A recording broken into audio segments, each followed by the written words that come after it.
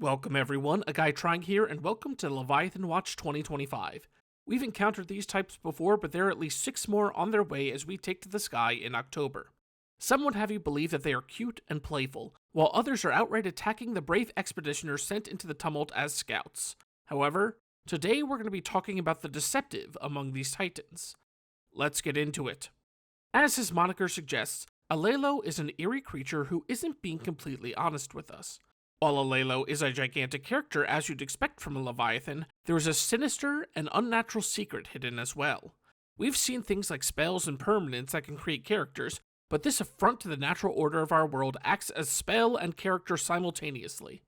This means Alelo will trigger abilities like Mage Dancer, Nilum Spires, and any Izmir boosting continuous supports we encountered in the maze. Even heroes like Aphanis and the newcomer Moyo will get to activate their abilities when Alelo is played. But just how far does the Izmir involvement with this beast go?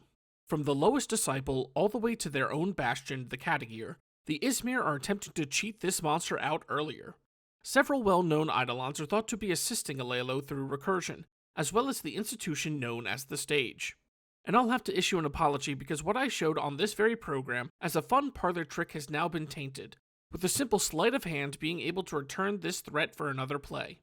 In a true display of hubris on the Leviathan's part, Alelo even counts as a spell outside of play for cards like Scholar's Vault, Ada Lovelace, and Aurora.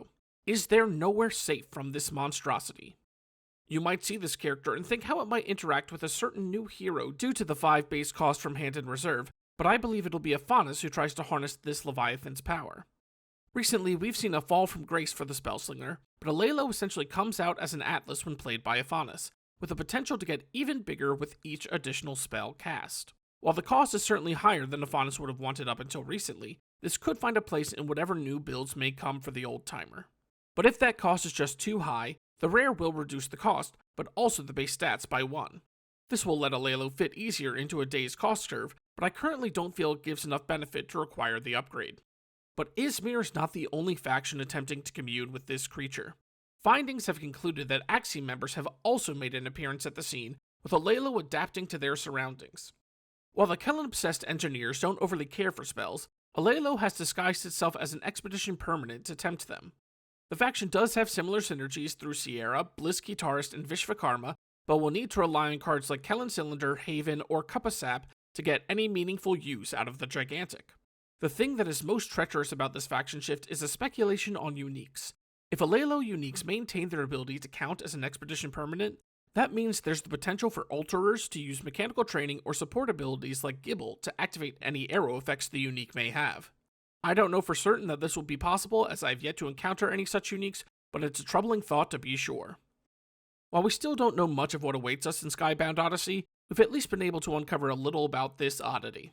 I'd like to thank Loki and the team at Equinox for giving me this vital intel to present to you.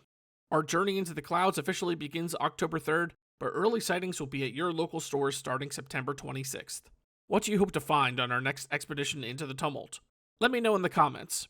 It's been a pleasure getting to present this report to you, and if you found it informative, feel free to like and subscribe. But if you made it this far, just know that I'm happy you stayed with me this long. There are many others with reports from the field, so be on the lookout to support any you see.